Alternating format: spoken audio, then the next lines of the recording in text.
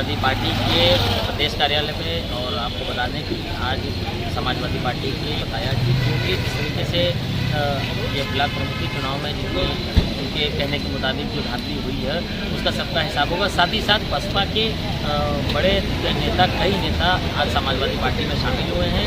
आपको बता दें कि लगातार कई पार्टी, कई दलों के जो नेता हैं वो इसमें शामिल होते नजर। इधर रुख करते हैं, सीधे चलते हैं प्रेस वार्ता में, जहाँ पर क्या कुछ खास कहा थे चैनल ने।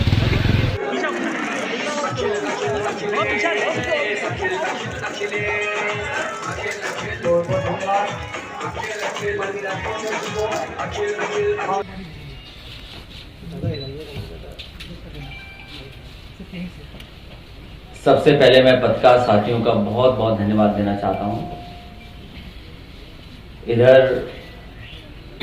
कोरोना की वजह से, कोविड-19 की वजह से हम और आप लोग नहीं मिल पाए और उस दौरान जो हमने आपने देखा, शायद ही दुनिया में ऐसा कहीं हुआ होगा।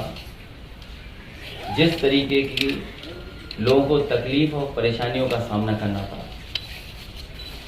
और एक ऐसा समय आया जब लगा ही नहीं कि उत्तर प्रदेश में इतनी गुंडागर्दी जिसकी कोई कल्पना नहीं कर सकता था। अगर कोई पर्चा खरीदने गया है, पर्चा लेकर के पहुंचा है, तो उसका इंतजाम पूरा का पूरा किया प्रशासन ने कि कैसे छीना जाएगा। जिस प्रदेश की पुलिस और जिस प्रदेश के प्रशासनिक अधिकारी इस बात पे लगे हों कि पर्चा कैसे छीना जाएगा, और उसी समय हम लोगों ने वो चीजें देखी जो कभी कल्पना नहीं कर सकते हम। हमारी बहनों के साथ क्या व्यवहार हुआ, उनके कपड़े छीन लिए गए, उनके साथ जो व्यवहार हुआ, अपमान हुआ, कोई कल्पना नहीं कर सकता था। जो सपना दिखा रहे थे कि समाज को हम एक अच्छे रास्ते पर लेकर के जाएंगे, उन्होंने उत्तर प्रदेश की बहनों के साथ कैसा व्यवहार किया, और केवल इसलिए कि ब्लॉक प्रमुख उनका बन जाए। पैसा चला वो अलग है, झूठे मुकदमे दर्ज हुए वो अलग है, गंभीर धाराओं में लोगों को घर पर नहीं रहने दे या वो अलग बात है। और सोचिए खुशी कैसे मनाई जा रही थी, लोकतंत्र की धज्जियां उड़ा करके लड्डू खाए जा रहे हैं, खुशी मनाई जा रही है। ये योगी नहीं हो सकते। मैंने कई मौकों पर कहा और फिर कहता हूं, मैं बात दोहराता हूं, ये योगी नहीं है। अगर कोई योगी होता तो शायद जनता को दुख नहीं देता। और मैं क्या कहूं, आज तो रिकॉर्डिंग है सबके सामने। लखीमपुर में जो बहनों के साथ हुआ उसकी बाकायदा रिकॉर्डिंग है कि कौन कौन उसके कपड़े को छीन रहे थे। दोनों बहनें मुझसे मिली यहां पर, दोनों बहनों से मैं मिला और हमने भरोसा दिलाया कि पूरे के पूरा उनके सम्मान के लिए समाजवादी पार्टी उनके साथ खड़ी दिखाई देगी। इटावा के एसपी सिटी, उनका कहना, उनका मोबाइल पे बात करना, किस वरिष्ठ अधिकारी से बात कर रहे थे वो वही जानते हैं। लेकिन वो खुद कह रहे हैं कि भारतीय जनता पार्टी के जिलाध्यक्ष, भारतीय जनता पार्टी के विधायक, भारतीय जनता पार्टी के कार्यकर्ता ये बम, ये इस तरह का पथराव और इस तरह की कानून व्यवस्था खराब कर रहे हैं। जहां नहीं जीत सकते थे चुनाव, वहां सोचिए बराबर करके चुनाव जीत लिया, बराबर कर करके चुनाव जीत लिया। और संज्ञान में कौन ले इस बात को? एसपी सिटी अपमानित हो जाए, एसपी सिटी झापड़ खा जाए, पत्रकार खुलेआम पिटे उन नावों में, प्रदेश के दूसरे हिस्सों में पत्रकार पिटे। इस सरकार को उसकी परवाह नहीं है। इस सरकार को परवाह केवल है कि उनका मुंह मीठा हो जाए और सबसे ज्यादा उनके ब्लॉक प्रमुख, जिला पंचायत अध्यक्ष जीत जाए। और यही नहीं बात खत्म होती है।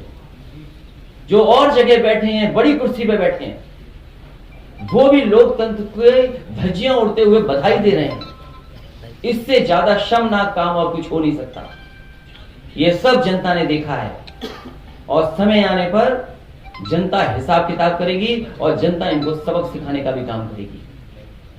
जो कुछ और जिलों में हुआ है, तमाम कार्यकर्ता नेता हमें मिले हैं, जानकारी मिली है, पार्टी कार्यालय में सूचना मिली है। जिस तरीके से कोरोना में इन्होंने सही आंकड़े नहीं दिए कि कितने लोगों की जान चली गई, कितने लोगों की कोरोना की वजह से जान चली गई, न कोई मदद पहुंची उन तक और न कोई आंकड़े दिए हैं। संख्या क्या है ये सरकार नहीं बताना चाहती, क्योंकि सरकार मदद नहीं करना चाहती। एक बार शिक्षक लोगों को जो ड्यूटी पे गए थे कहा कि केवल 3 लोग ही जान गई है।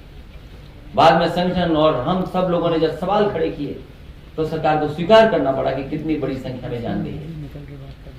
जो और प्रदेशों में जो होता हो वो होता हो, लेकिन उत्तर प्रदेश में जितना गुंडागर्दी हुई है, शायद पूरे पॉलिटिकल कैरियर में अभी तक मैंने गुंडा शब्द इस्तेमाल नहीं किया था।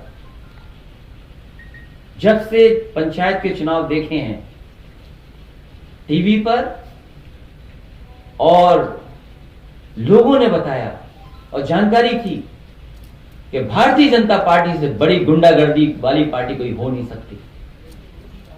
और प्रशासन का साथ लेकर के गुंडागर्दी करना, चिन्हित करके इनका हाथ तोड़ दिया गया।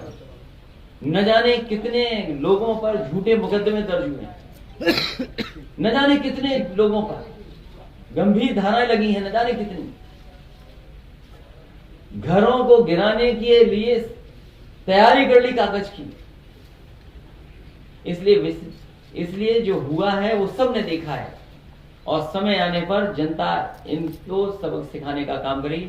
एक बार फिर मुझे खुशी है इस बात की कि डॉक्टर धर्मपाल सिंह जी समाजवादी पार्टी में आ रहे हैं। केवल हम ही नहीं चाहते थे, हमारी पार्टी के बहुत कार्यकर्ता नेता चाहते थे कि पार्टी और मजबूत आसपास जिलों में दिखाई देगी। मुझे खुशी है कि डॉक्टर धर्मपाल सिंह आज समाजवादी पार्टी में शामिल हुए हैं। मैं इनको बधाई देता हूं, इनके सभी साथियों को बधाई देता हूं, उनका सभी कार्यकर्ताओं का मैं स्वागत भी करता हूं। साथ ही साथ बहुजन समाज पार्टी के बहुत ही जिम्मेदार नेता कुंवर को लेकर राष्ट्रीय अध्यक्ष की जो बात करते हैं उसको लेकर के जितने भी आला अधिकारी हैं उनसे साफ तौर से हिसाब लेने की बात कही है। समाजवादी पार्टी की सरकार आते ही उनसे चिट्ठे खोले जाएंगे और दूसरी तरफ जो ब्लॉक पंचायत चुनाव में इस तरीके से पुलिस प्रशासन के ऊपर सवालिया खड़े हुए हैं और सरकार के ऊपर सीधा सवाल खड़ा हुआ है। उन्होंने बताया कि अभी तक तो नहीं कह सकता था, लेकिन अब सीधी तौर पर कहना यह है कि इस समय बीजेपी सरकार पूरी तरह बुराई पर उतर आई है और उसमें जो जिस तरीके से पर्चे फाड़े गए, महिलाओं के साथ बदतमीजी की गई है, पत्रकार असुरक्षितता, पत्रकार को भी कहीं ना कहीं मारा गया है, तो इसको लेकर उन्होंने बहुत बड़ी बात कही। लखनऊ से कैमरा पर्सन जगदीश कुमार के साथ